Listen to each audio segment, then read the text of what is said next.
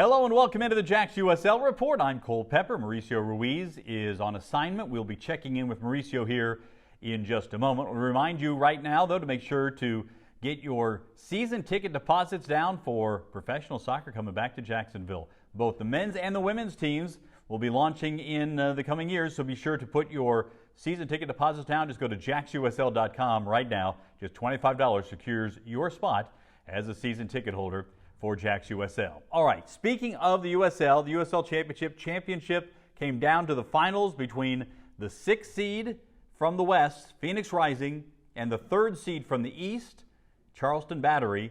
And what a magical night it was on Sunday night in Charleston. Let's get to the highlights. Charleston, the 3 seed in the East, Phoenix, the 6th seed in the West, and an unexpected matchup in the finals to be sure.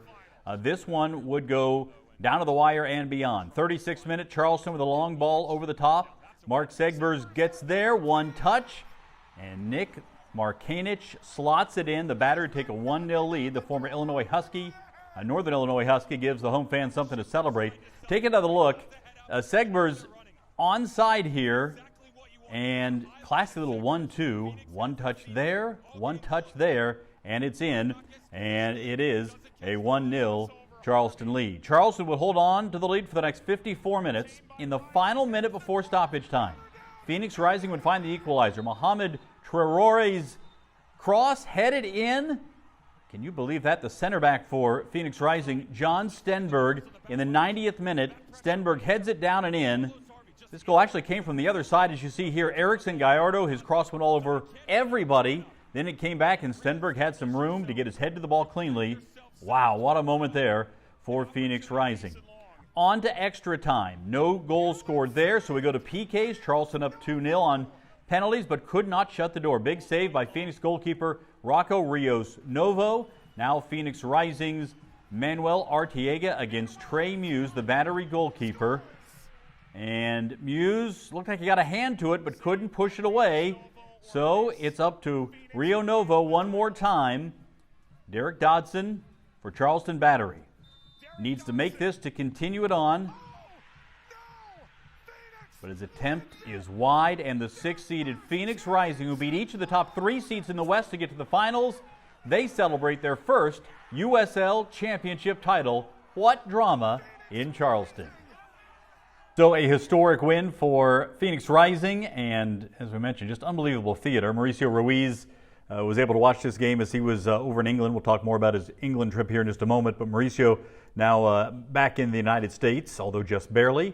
Your takeaway from the championship game and the way that it played out and the result that we got with Phoenix winning their first title. Well, thank you, Cole. Thanks for bearing with me here over the JFK airport noise. But I mean, what a game! You know, kind of take away. You know, Phoenix won as their away team, but if you went to that game, if you went to Patriot Park in Charleston, at Charleston, the beautiful stadium looking over the river, you got a game. You got an entertainment value, because there was back and forth. I was in the UK, so I didn't get to watch the game live, but I followed the highlights after, and I was fully entertained just through the highlights, because you was back and forth. Battery probably are kicking themselves a little bit on the backside, because they just had tons of chances to put the game away. First half, second half, extra time. But give Phoenix tons of credit. They just have so much attacking power that they're never out of the game. So right when you think you have the game under control, Phoenix Rising, they just play forward. They play fast. That's kind of a bit of how Coach Wangera was as a player. He was just always someone that gravitated in spots and always created something. So a team is very much an example of who he is. And but what an entertaining match. If you're a neutral fan, you really got a lot out of that match. What did this game tell you as a kind of a capsule of this USL Championship season, now that we've sort of lived through this, as we're looking forward to Jacksonville joining the league? What did you learn about the league this year and in this championship?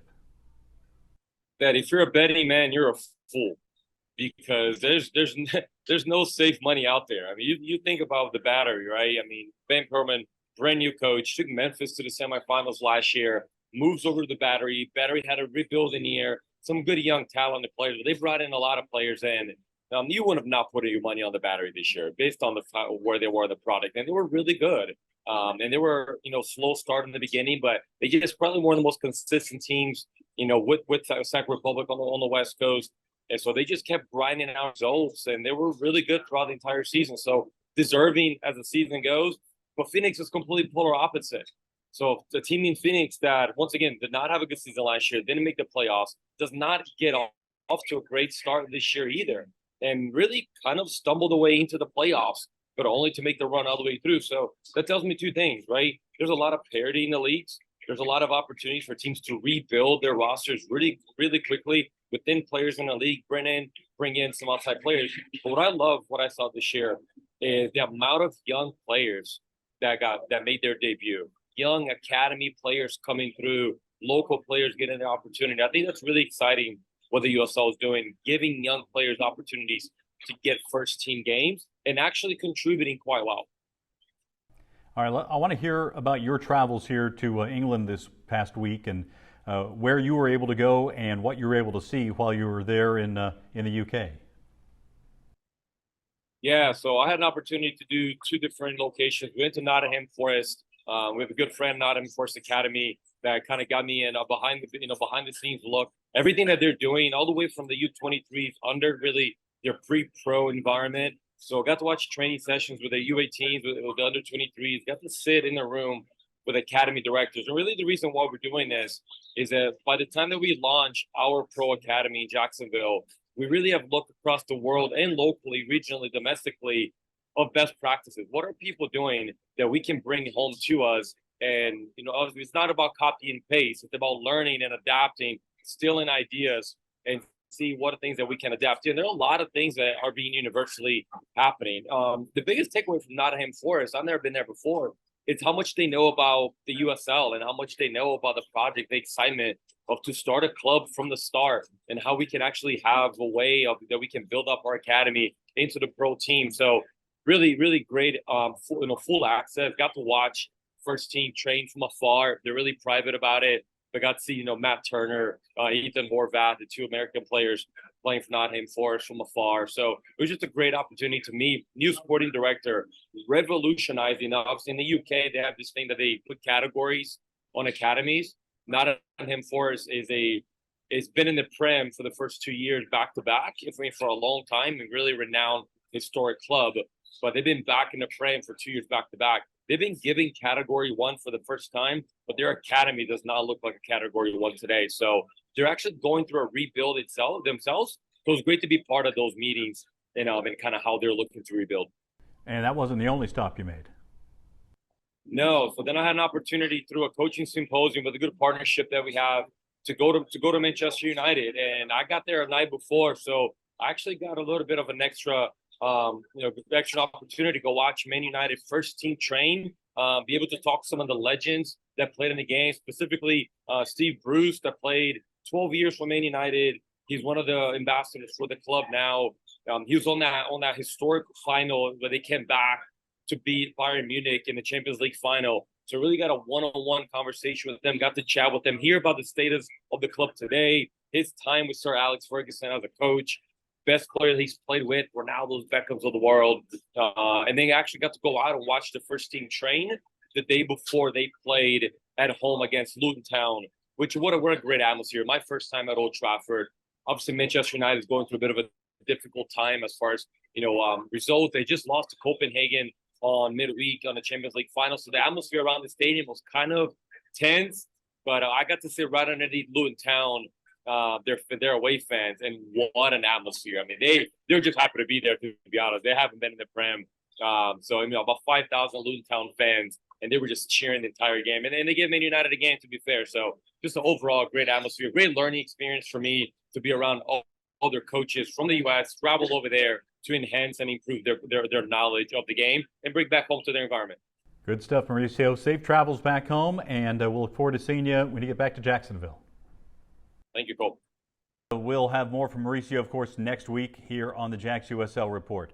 Big news earlier this week, rather last week for the USL, as the league signed a broadcast partnership with CBS Sports. This is a big one. The deal includes 100 USL matches annually from both USL Championship and USL League One, Coverage will air across CBS Television, Paramount Plus, CBS Sports Network, and CBS Sports Golazo Network. And this is a major push that really broadens the reach of the USL and is a major step forward for a league a group that includes the Second Division League in professional football in the United States. And of course, that will include the JAXUSL squad once Jacksonville starts playing here in a couple of years. So we'll have more details on what that's going to mean for fans and viewers in our area coming up, but a major deal struck by the USL to get that deal done with CBS Sports. All right, be sure to like and subscribe here to this channel to get the very latest from JAXUSL, and we'll have more on professional soccer's return to Jacksonville in the coming weeks. Some big announcements coming straight ahead. For Mauricio Ruiz, I'm Cole Pepper. Thanks for watching the JAXUSL Report.